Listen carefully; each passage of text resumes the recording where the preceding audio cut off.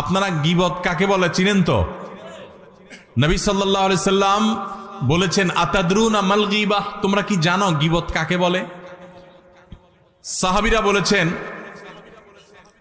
নবী সাল্লাল্লাহু আলাইহি সাল্লামকে, আল্লাহ এবং তার রাসূল ভালো জানেন। নবী সাল্লাল্লাহু আলাইহি সাল্লাম গীবতের সংজ্ঞা দিচ্ছেন যে গীবত হলো যিকরুকা আখাকা মা ইয়াকরাহুহু, তুমি কারোর পিছনে যদি এমন কিছু বলো যেটা তার সামনে বলে সে মনে কষ্ট পাবে, এর নাম গীবত।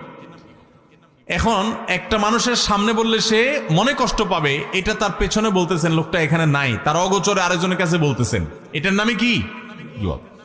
এখন যদি সেই দোষটা তার মধ্যে থাকে তাহলেও কি গীবত হবে? কি বলেন?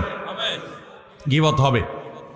আমাদের দেশে যারা গীবত করে, সবাই কম বেশি গীবত অনেক সময় হয়ে যায় আমাদের দ্বারা, আল্লাহ আমাদের মাফ করুক। গীবত করার ক্ষেত্রে কিছু লোক আছে যারা গীবত করে, গীবত করার সময় শয়তান তাদেরকে একটা মাসআলা সাপ্লাই করে। কি সাপ্লাই করে? একটা মাসআলা। কোন মুফতি সাহেবে দেয় না, কে দেয়? শয়তানে। মাসআলাটা কি জানেন? মাসআলাটা হলো, আপনি যদি বলেন ভাই কারোর পিছনে সমালোচনা করা ঠিক না, ভাই গীবত করা খুব ভয়াবহ গুনাহ, ভাই কোরআনে আল্লাহ তাআলা এটাকে মৃত ভাইয়ের গোশত খাইলে যেরকম অপরাধ, নোংরামি, এটাকে সেরকম বলেছেন, এবং গীবত পরিষ্কার হারাম, আল্লাহ তাআলা নিষেধ করেছেন। আপনি আরেকজনের গীবত করেন না, এটা বললে তখন ওই লোকরে শয়তান ওহী করে, শয়তান তার মাথায় দেয় বুদ্ধি, সে তখন জবাব দেয়, দেখেন ভাই আমি যেটা বলতেছি সত্য বলতেছি, আমি কোনো উল্টাপাল্টা মিথ্যা কথা বলতেছি না, আপনি চেক করে দেখেন।